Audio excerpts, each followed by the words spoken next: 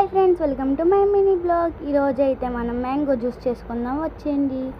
మనం సబ్జా గింజలు అయితే నానబెట్టుకున్నాం, మ్యాంగో కట్ చేసుకున్నాం, మిక్సీలో వేసేసుకున్నాం. షుగర్ అయితే వేసేసుకొని మిక్సీ పట్టేసుకున్నాం. మిక్సీ అయితే పట్టేసుకున్నామండి.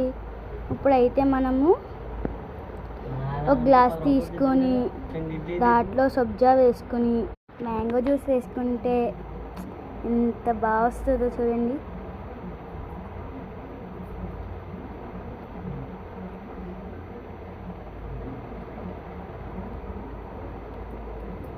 దీంట్లో కొన్ని పాలు అలా వేసాను, చాలా బాగా వచ్చింది.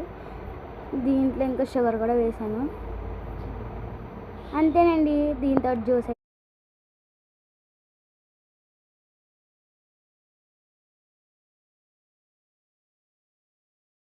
ఇప్పుడు టేస్ట్ చేసేస్తున్నానండి. సూపర్ ఉంది. ఓకే, నా వీడియో అయితే లైక్ చేయండి, సబ్స్క్రైబ్ చేయండి. బాయ్.